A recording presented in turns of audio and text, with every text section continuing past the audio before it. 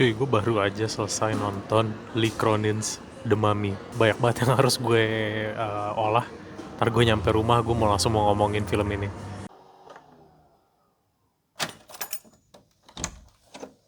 Kayak gue baru banget sampai rumah, gue udah beres-beres, dan gue sekarang mau ngomong tentang Lee Cronin's The Mummy. Jadi sebenarnya awalnya gue nggak pengen nonton film ini. Gue tadinya mau nonton Project Hail Mary, tapi ternyata somehow Project Hail Mary cuma seminggu di IMAX. Ya, jadi gue nonton film ini akhirnya. Gue tetap akan nonton Project Hail Mary mungkin besok atau nanti di weekend. Tapi gue kesel nggak sempet nonton Project Hail Mary di IMAX. Tapi di video ini kita nggak ngomongin tentang Project Hail Mary, kita ngomongin tentang Lee Cronin's The Mummy. Mungkin kok kalian seumuran gue, kalian familiar dengan franchise The Mummy yang starring Brendan Fraser. Tentunya yang film Brendan Fraser ini lebih family friendly, dan gue ngerasa bisa mengatakannya itu sebagai modern klasik. Gue yakin orang-orang yang seumuran gue, orang-orang Gen Z tua, itu pasti akan tahu film The Mummy-nya Brendan Fraser. The Mummy sebagai franchise itu sebenarnya udah exist udah lebih dari 100 tahun yang lalu mungkin. Dari zaman Universal Monsters juga kan. Selain The Mummy yang Brendan Fraser, juga ada The Mummy yang Tom Cruise, yang Dark Universe, apalah itu yang mereka mau bikin universe, tapi kan batal saking jeleknya, which is probably a good thing. Nah sekarang versi Lee Cronin ini, dia membuat versi yang jauh lebih dark. Kalau kalian nggak tahu Lee Cronin, dia itu yang buat Evil Dead Rise. Dan gue ngerasa film ini tuh mirip banget sama Evil Dead Rise, at least secara estetik. Karena jujur gue belum nonton Evil Dead Rise, tapi dari gambar dan clips yang pernah gue lihat, gue merasa banyak banget kemiripan antara film ini dengan Evil Dead Rise.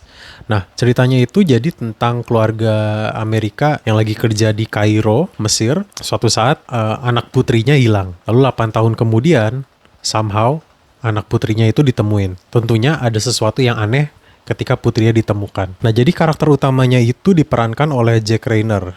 Dia itu yang pacarnya di Midsommar. Gue secara pribadi tidak sebegitu familiar dengan lore atau cerita di balik The Mummy sebenarnya, karena pengetahuan gue tentang The Mummy itu ya hanya film The Mummy yang Brendan Fraser gitu loh, dan itu kan adalah salah satu interpretasi dari cerita The Mummy.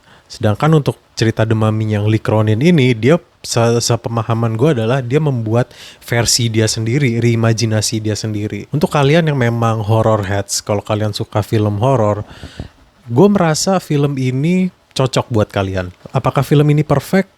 Enggak, nanti gue akan bahas ke sana, tapi gue akan mencoba highlight kira-kira apa sih bagusnya dan kenapa menurut gue lu kalau misalkan mau nonton film ini, apa yang bisa lu expect dan kenapa lu mungkin mau nonton ini. Yang pertama adalah film ini ya entertaining, apalagi kalau misalkan lu memang suka film horor. Bro, gue sumpah di sini practical effects-nya itu gila sih menurut gue. Apalagi gore-nya itu bikin ngilu banget. Ada satu scene yang kalau misalkan lu udah nonton, ada satu scene yang gue yakin lu tahu apa yang gue omongin.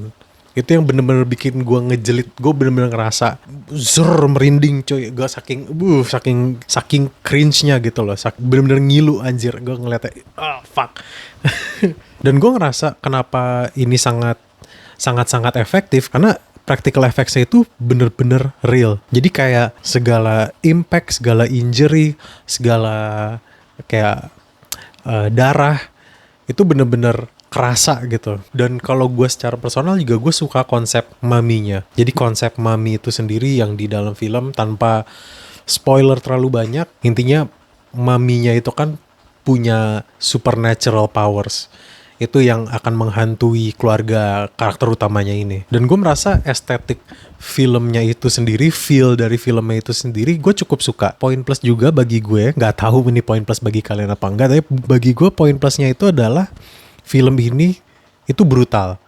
Yang gue maksud brutal adalah lu merasa semua karakternya itu benar-benar dalam bahaya gitu loh. Jadi kita beneran gak tahu ini karakter mana yang akan hidup, mana karakter yang akan mati. Gue sebagai penonton, gue merasa semua orang itu bisa aja kena. Semua orang itu berada di dalam ambang bahaya. Itu yang gue suka. Karena karakter-karakter ini tuh melewati hal-hal yang genuinely brutal. Apa yang mereka lewati itu akan mereka tanggung seumur hidup mereka gitu loh. Segala konsekuensi dari event-event yang terjadi itu akan mereka pikul. Itu yang gue suka sebenarnya dari film. Kadang gue gedek kalau misalkan film nggak berani dalam tanda kutip jahat ke karakternya atau nggak tegaan sama karakternya. Dan gue merasa film ini itu sangat tega sama karakternya, itu yang gue suka. Nah kali ini mungkin gue mau bahas mengenai hal-hal yang gue kurang suka. Yang pertama dari story-nya. Plotnya dari secara garis besar, plotnya itu bagi gue fine sebenarnya. Dari inciting incident sampai konflik, sampai klimaks, sampai resolution, menurut gue cukup fine. Tetapi minutia dan detail-detailnya itu yang gue merasa bisa sedikit lebih dipolish. Pertama dari keluarganya. Keluarganya si Katie itu adalah cewek yang hilang. Gue merasa dinamika dari keluarganya ini itu menarik. Gue merasa oke, mereka itu adalah keluarga yang mereka itu adalah sebuah keluarga. Gue bisa percaya bahwa mereka itu adalah keluarga. Tetapi performance beberapa aktor itu menurut gue kurang aja gitu loh. Apalagi Jack Rayner-nya. Gue nggak bilang Jack Rayner actingnya jelek di sini, tapi dia menjadi highlight karena dia gue nggak ngerti ini arahan dari direkturnya atau ini adalah creative choice-nya dia. Tapi dia tuh sering banget kayak melotot kayak lu nyari apa bro? Bahkan ada satu scene yang gue nggak tahu intentionnya Lee Cronin ini membuat scene ini emang somehow darkly comedic, karena memang ada momen-momen di mana yang lucu tapi dark. Tapi sumpah ada satu scene yang gue beneran bingung, ini tuh is this supposed to be funny, apakah ini sebenarnya emang harusnya lucu? Kalau udah nonton lu pasti ngerti scene mana yang gue maksud nih dia.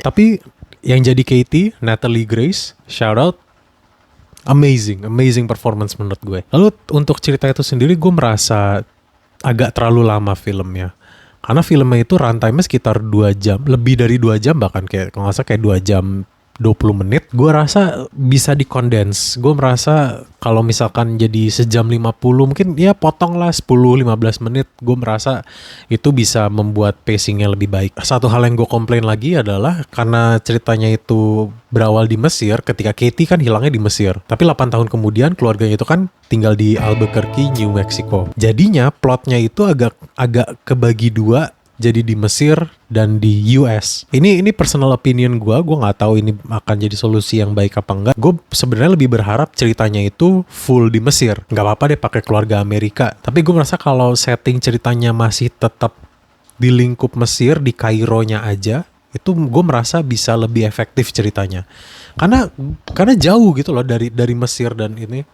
Dari Mesir dan US tuh jauh. Jadi ada plotnya itu terbagi dua, antara yang di Mesir, ada polisi yang di Mesir, sama keluarga si Katie di US. Kalau gue merasa kalau misalkan setting ceritanya di Mesir, mungkin crossover dari plotline polisi dengan plotline keluarganya itu bisa lebih, flow-nya bisa lebih make sense. Bahkan kalau misalkan keluarga Mesir mungkin akan lebih menarik lagi. Tapi kan tentunya karena ini film productionnya Hollywood, jadi ya unlikely lah untuk filmnya itu orang-orang Mesir menggunakan bahasa Arab. Tentunya karena target Hollywood ini kan pada Western audience, terutama audience US kan. Jadi nggak mungkin lah mereka akan memilih untuk membuat filmnya itu full dalam bahasa Arab. Nah sekarang pertanyaannya adalah apakah gue akan ngerekomen film ini untuk kalian nonton? Jawabannya adalah tergantung. Kalau misalkan kalian fans horor, kalian sudah beradaptasi dan sudah biasa dengan film-film horor, gue merasa film Lee Cronin's The Mummy ini bisa memberikan entertainment value. Karena memang filmnya itu entertaining. Karena dengan komplain yang udah gue sampaikan, gue merasa ketika filmnya udah selesai, gue gak ngerasa waktu gue terbuang, dan bagi gue itu adalah cukup sebenarnya. Nah tapi untuk general audience, ini mungkin akan lebih sulit untuk gue rekomendasikan. Kenapa? Karena film ini bisa cukup intens, terutama dari gore-nya. Kalau kalian bukan fans film horor dan kalian mau nonton film ini, yang gue sarankan adalah kalian nontonnya dalam grup bareng teman-teman lo.